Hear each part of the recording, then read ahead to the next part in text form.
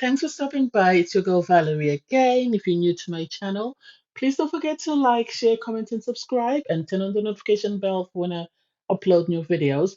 In this episode, I'll be reviewing Love is Blind After the Altar, Season 2, Episode 12. Um,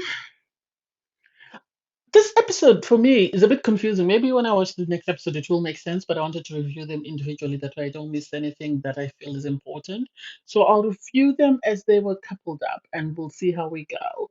Um, it starts off with um Dipti and Kyle. And for me, Dipti and Kyle, I know it's been a couple that they've sort of rumored. And I personally feel some type of way about this season, just because it seems this season is more or less Dipti presents Love is Blind, because the main focus has been on Dipti. Even when they had the couples that were still married, all their focus was always on Dipti and what was going on with Dipti. She was the one at the promotional events and whatever else was going on.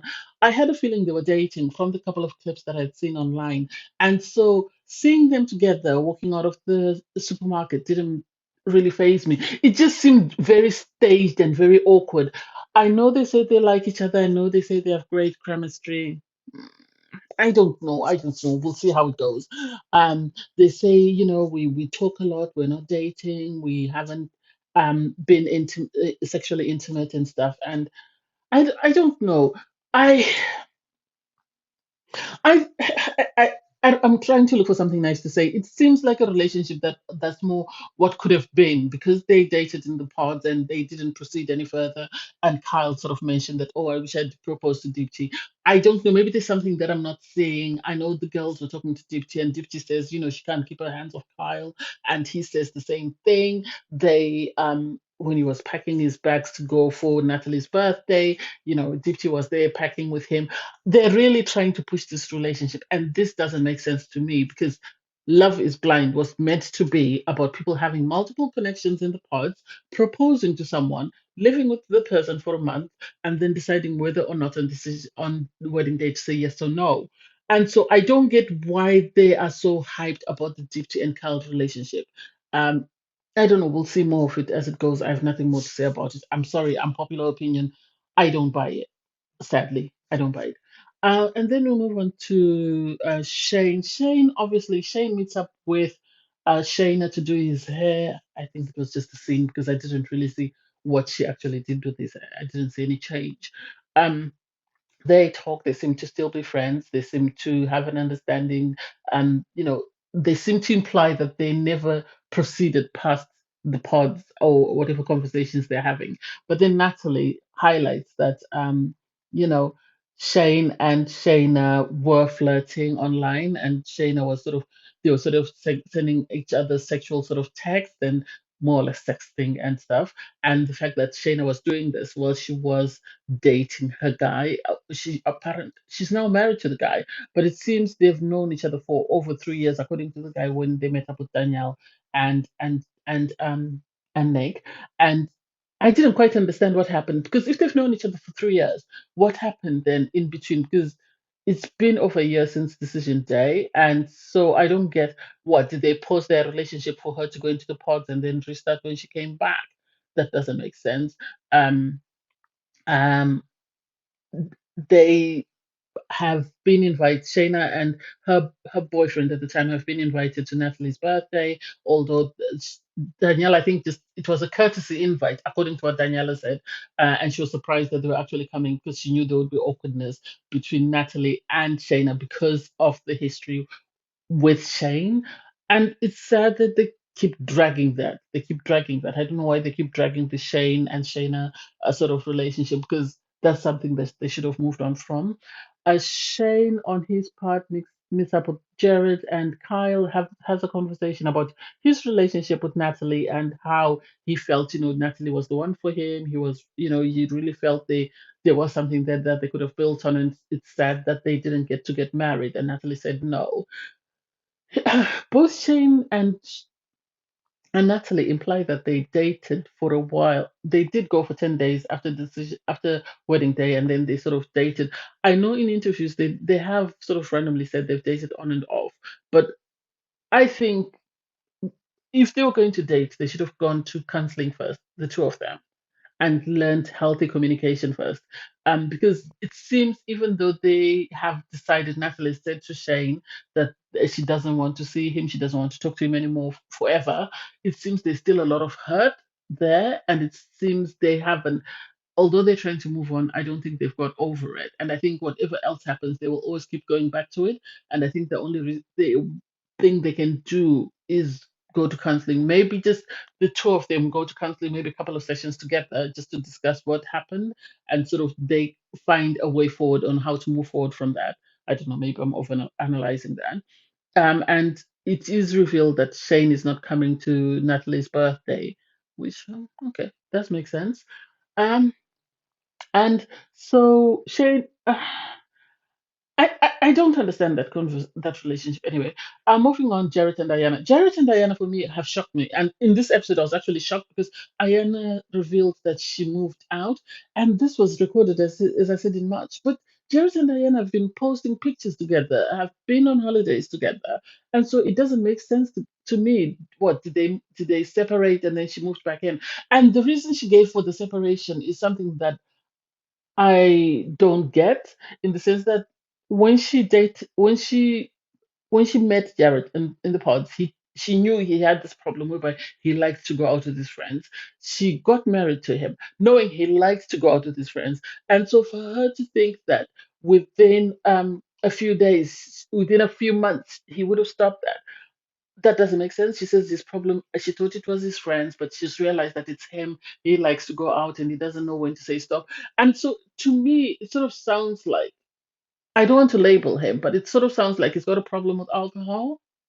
And for her to think that I'm not an addiction specialist, so I can't say anything to that, but it's something that I think needs time. And the fact that after a couple of months, unless there was something else, if that's the reason, she thinks a lot of people struggle with the ability to say no. A lot of people struggle with the ability to say no to food, to alcohol, to drugs. So for her to think that within a space of a year, he could have stopped that, I don't get it. I don't get it. Unless there's more to it than she's actually saying, because she did reveal to Natalie that she had moved out, but she didn't want the other girls to know. But the reason that she moved out is because Jared likes to go out and he doesn't want to come back on time.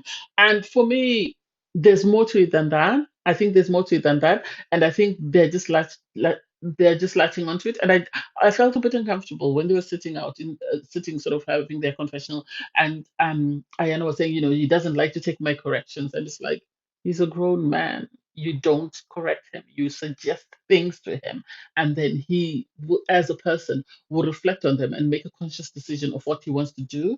Just as you would not like him to correct you or to dictate to you what to do because you're going to rebel against that. I said, well, he tries to correct me, but I'm always right. And it's like, I I have an opinion about the two of them, and I've really liked them as a couple, and so I don't want to suddenly tarnish that. But I think, as much as people have a problem with Jared, if you go back and you watch the season and being unbiased, or watch their interviews or whatever, you will see that the faults that Ayana has, and I don't think she herself has seen those faults. And I think because Jared has been portrayed as the bad guy, everyone will always focus on that and lean into that and not actually look at the other side, because yes, he's got a problem with drinking, but what is her problem? In my opinion, she does make some remarks that don't come across very well, because even in the confessional, when she started to speak and she sort of went off, you could see that Jared felt uncomfortable. But I think for him, he has chosen to sort of ignore that. Even in a couple of their interviews, I did notice that she does make some statements that you're like, oh my god, did she really say that? Why would she say that? And so I think, I don't know. I don't know where they are. I hope they really find a way forward, and I really hope that they can make things work. Because if it's a problem of him struggling, unless she's saying that he's using all, he's not bringing anything home, he's not doing anything productive because all his time is spent, with him just going out with his friends and whatever, then that's a problem. But if it's a problem of him going out, him liking to drink and not coming home on time, I think it's something they can work on. There are other things you can't, but I think it's something they can work on. And I don't know where she'll find someone who is perfect, but hey, that's me over analyzing that. Nick and Danielle. Nick and Danielle, for me, their scenes are always uncomfortable for me. Their body language is a bit uncomfortable. I know it's been revealed that they filed for a divorce.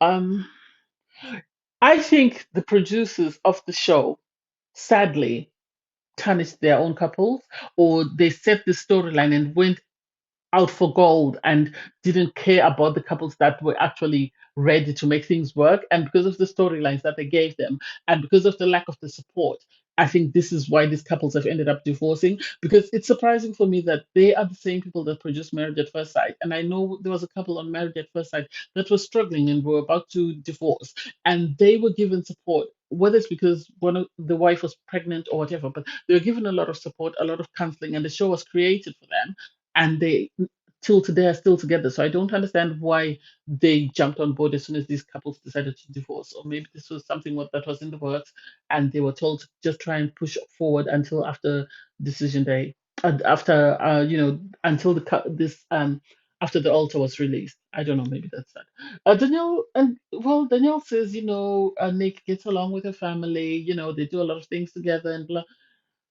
I don't know. I don't know. I don't know. I think they did say they were going to counseling. So if they're going to counseling, I don't know what really didn't work. They seem happy at the time of recording of the season. Obviously, that was in March, or maybe it was just for the show.